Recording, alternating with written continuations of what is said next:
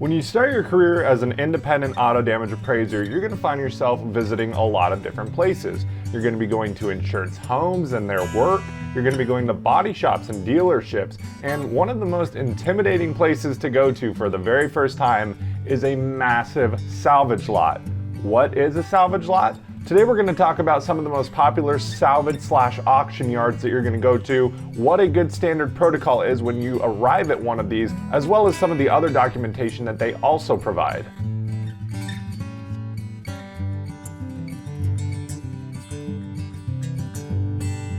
Now, when I first got started as an auto IA, I was pretty familiar with vehicle damage, writing estimates, and that sort of thing.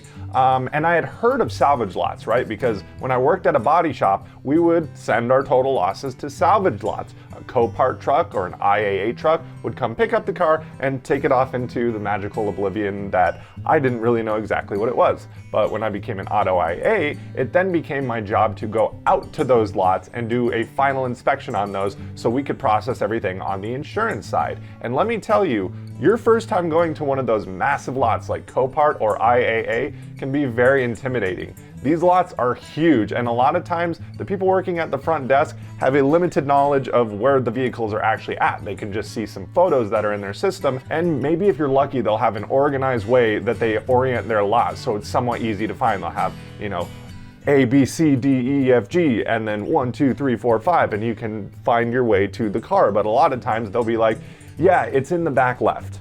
And you're like, oh, okay.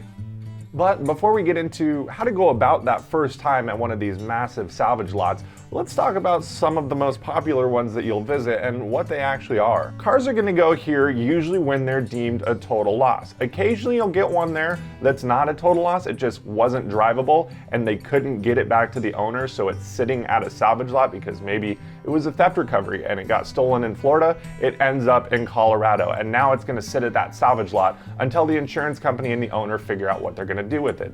But more often than not, the vehicles that are here are going to be cars that were involved in a large collision, caught on fire, something severe enough to deem them a total loss by the insurance carrier's standards. Now, you may have remembered me saying auction a little bit ago, and that's because sometimes this isn't the car's final resting place. Especially if it's relatively intact, these cars are going to be bunched up, and usually once a week they're going to hold an auction, and people are going to come and they're going to either be wanting that type of car, but maybe it has hail damage, it got totaled out for hail damage, but the mechanics of it are completely fine. Well, somebody might want to take that and fix it up and drive it around. Or somebody may be wanting to use parts from a certain type of car to fix their car, to sell after the fact, like an LKQ type situation. There's a lot of different ways that these cars can be auctioned off. So if the car is still somewhat intact and it still has some sort of resale value, they're going to do that. That's why you are going to sometimes hear about salvage bids when you're an auto damage IA. You're going to hear about the insurance company asking, well, if we send it to one of these auctions,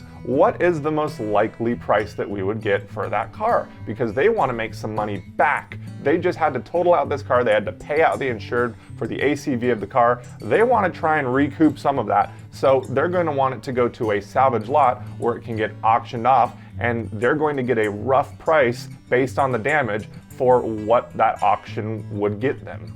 If this is a little confusing, we're going to come back to that in a little bit, and we're actually going to get a salvage bid for a car. But let's go ahead and talk about the proper protocol when you get to one of these salvage lots. What should you be doing? So today we're going to be using Copart as an example. Copart and IAA are the two largest salvage and auction lots in the country. They have multiple locations for every state usually, and they're going to be the largest lots that you visit. The other smaller type of lot you might visit is usually going to be called a tow lot or a tow yard. These are where the vehicles go immediately after just about any accident where the vehicle is not drivable. At this tow yard, it will be deemed whether it's repairable and it's going to get towed to a body shop to get fixed, or if it's a total loss, usually they're going to then take it to Copart or IAA. When you get to one of these locations, you're going to want to have a few things. Obviously, you'll want to have everything that you would use for a normal inspection, but most of the time these places are going to want you to have a safety vest. These are these kind of yellowish orange vests that make sure people can see where you're at, because they have massive forklifts that are going around back and forth, and they want to make sure that you're not going to get run over out in the middle of the salvage lot. Next up, you're going to want to make sure you have all the information that you have about the vehicle. A lot of times the insurance company will provide you with a stock number or a lot number. This is what Copart, IAA, or wherever is using as their number to locate the vehicle. If you don't have that, however, you want to absolutely make sure that you have the VIN, at least the last 8, so they can look it up in their system. That's going to be the easiest thing for them to look up. Then it's time to go to the front desk and check in.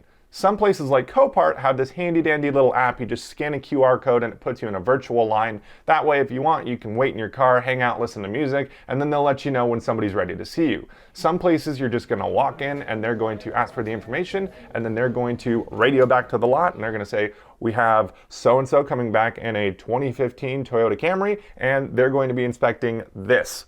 Now, this lets the yard know that you're coming back so they can be on a lookout for somebody that's not usually in the mix. They can look out for you and they don't want to run you over, so that's an important thing that they're going to do. That's why you always need to check in when you get to one of these lots.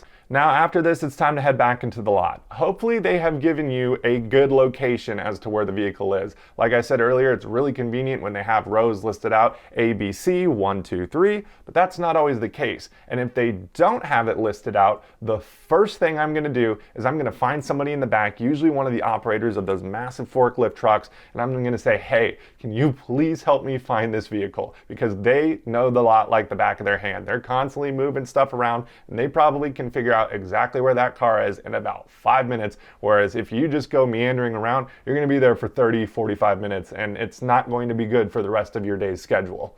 Once you find the car, it is time to put on the safety vest and complete your inspection. Now it's time to revisit salvage bids. We talked about this a little bit earlier, but this is the kind of time in the process where you would be potentially obtaining salvage bids. Now, insurance companies will ask for salvage bids even if the vehicle is not at a salvage lot yet, but any vehicle that is deemed a total loss, they potentially are going to ask you to look up salvage bids because they are now paying out the vehicle owner for the ACV of the vehicle, and they want to try and recoup some of that money. So if they can sell it to a salvage auction lot, they're going to want to do that so they can bring back some of that money, and they want to know approximately how much they're going to be able to get for that. So one of the easiest ways to do that is to just call Copart or call IAA. These have individual hotlines and people there that are solely doing bids. Copart's is called a pro quote, and you have a line that you can access from anywhere in the world. It's a national hotline, and you can usually also call your local office and get a pro quote there. But today we're just going to call the local office, and I'm going to show you how easy it is to get one. Thank you for calling Copart National Network. For orders, please press 1. For pro quote, please press 2. Perfect, there we go. We're going to press 2 for pro quote. We've got all our information right here. This call may be monitored for quality and training purposes. Hi there, I was hoping you could help me get a pro quote today. And are you an adjuster or an appraiser? I'm an appraiser. And what insurance company is this for? This is going to be through. And is this for collision damage to an automobile? Yes. And what is the VIN number for the vehicle? Sure, the VIN number is going to be 1, F as in Foxtrot, T as 47874. Should be a 2019 Ford F-150. And where is the primary damage to the truck? Primary damage is to the front.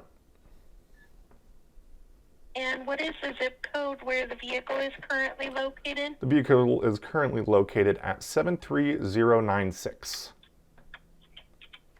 Is the vehicle drivable? No. Does the vehicle start? Yes. And the repair estimate? The repair estimate is $14,482. And the ACV? You can just go ahead and use the auto-generated one for this one. And severity of the damage, light, moderate, or severe? We'll go severe. And I have a pro quote of $10,725.98. Perfect. Is there anything else that I can assist you with? Do you mind just sending me an email copy of that? Is there anything else that I can assist you with? Nope, that's everything. Thank you so much for your help. Thank you. Enjoy the rest of your day. You as well.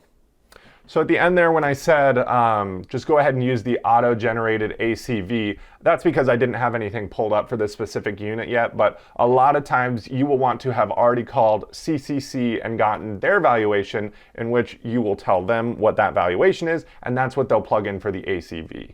All right, everyone, hopefully you're a bit more familiar with how to go about visiting a salvage lot and what their purpose is. If you have any questions, throw them down in the comments and I'll be sure to answer them. And always remember to keep walking your path and claiming your life.